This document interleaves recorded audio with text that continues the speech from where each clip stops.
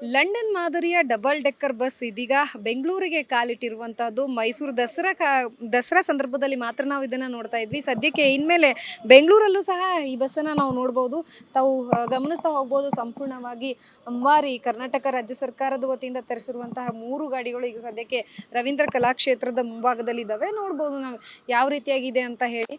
ದಸರಾ ಸಂದರ್ಭದಲ್ಲಿ ಓಪನ್ ಇರುವಂತಹ ಏನು ಸೀಟ್ಗಳ ಮುಖಾಂತರವಾಗಿ ದಸರಾ ಸಂದರ್ಭದಲ್ಲಿ ದಸರಾವನ್ನ ಕಣ್ತುಂಬಿಕೊಳ್ಳೋದಕ್ಕೆ ಮಾತ್ರ ನಾವು ಕಾಣ್ತಿದ್ವಿ. ಇನ್ಮೇಲೆ ಬೆಂಗಳೂರಲ್ಲಿ ಪ್ರತಿದಿನವೂ ಸಹ ಇದ್ರ ಕೆಲಸ 3 ಬಸ್ಸುಗಳು ತನ್ನ ಕೆಲಸವನ್ನ ಮಾಡಲಿರುವಂತದ್ದು. ಇದರ ಸ್ಪೆಷಾಲಿಟಿ ನೋಡೋದಾದ್ರೆ ಓಪನ್ ಇರುತ್ತೆ, ಮೇಲ್ಗಡೆ ಕೂತ್ಕೊಂಡು ಬೆಂಗಳೂರನ್ನ ವೀಕ್ಷಣೆ ಮಾಡ್ಬೋದು. ಇದರ ಸಮಯ ಬೆಳಿಗ್ಗೆ 10 ಗಂಟೆಯಿಂದ ಸಂಜೆ 8 ಗಂಟೆ, ರಾತ್ರಿ 8 ಗಂಟೆವರೆಗೂ ಸಹ ಬಸ್ನ ವ್ಯವಸ್ಥೆ ಇರುತ್ತೆ. ದಿನಕ್ಕೆ 150 ರೂಪಾಯಿ ಅಂತ ದರವನ್ನ ಸಹ ನಿಗದಿ ಮಾಡಲಾಗಿರುವಂತದ್ದು.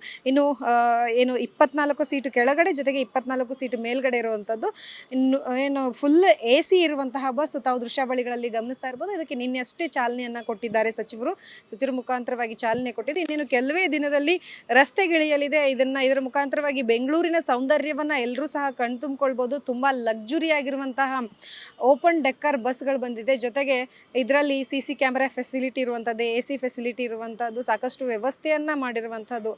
ಬೆಂಗಳೂರಿಗೆ ಬರುವಂತಹ ಫಾರಿನರ್ಸ್ ಆಗಿರ್ಬೋದು, ಬೇರೆ ಬೇರೆ ರಾಜ್ಯದವರಾಗಿರ್ಬೋದು, ಅವರು ಸಹ ಬೆಂಗಳೂರಿನಲ್ಲಿರುವಂತಹ ಸೌಂದರ್ಯವನ್ನ ಕಣ್ತುಂಬಿಕೊಳ್ಬಹುದು. ಇದು ರವೀಂದ್ರ ಕಲಾಕ್ಷೇತ್ರದ ವತಿಯಿಂದ, ಜೊತೆಗೆ ಏನು ಹಡ್ಸನ್ ಸರ್ಕಲ್ ಆಗಿರ್ಬೋದು, ಕಬ್ಬನ್ ಪಾರ್ಕ್ ಆಗಿರ್ಬೋದು, ಅಲ್ಲಿಂದ ಹೈಕೋರ್ಟ್, ವಿಧಾನಸೌಧ ಎಲ್ಲವನ್ನ ನೋಡುವಂತಹ ಒಂದು ವ್ಯವಸ್ಥೆಯನ್ನ ಮಾಡಲಾಗಿದೆ ಈ ಬಸ್ನ ಮುಖಾಂತರವಾಗಿ. ಸೊ ಸಂಪೂರ್ಣವಾಗಿ ಓಪನ್ ಇರುತ್ತೆ. ಜೊತೆಗೆ ಇಲ್ಲೊಂದಷ್ಟು ಜನರಿಗೋಸ್ಕರ ಅಂತ ಹೇಳಿ ಒಂದಷ್ಟು ಫೆಸಿಲಿಟೀಸ್ನ ಸಹ ಕೊಟ್ಟಿರುವಂಥದ್ದು. ನೀನು ಟಿಕೆಟ್ ತಗೊಳ್ಳುವ ವ್ಯವಸ್ಥೆಯನ್ನು ನಾವು ನೋಡೋದಾದರೆ ಯಾವ ರೀತಿಯಾಗಿ ಟಿಕೆಟ್ನ ಖರೀದಿ ಮಾಡಬೇಕು ಅಂತಂದರೆ ವೆಬ್ಸೈಟ್ ಮುಖಾಂತರ, ಇಲ್ಲ ಅಂತಂದರೆ ಜೊತೆಗೆ ಏನು ನಂಬರ್ ಇದೆ, ನಂಬರ್ ಮುಖಾಂತರವಾಗಿ ಬುಕ್ಕಿಂಗನ್ನು ಮಾಡಿಕೊಂಡು ಟಿಕೆಟನ್ನು ಕೊಂಡ್ಕೊಳ್ಳುವಂಥ ಕೆಲಸ ಇರುತ್ತೆ.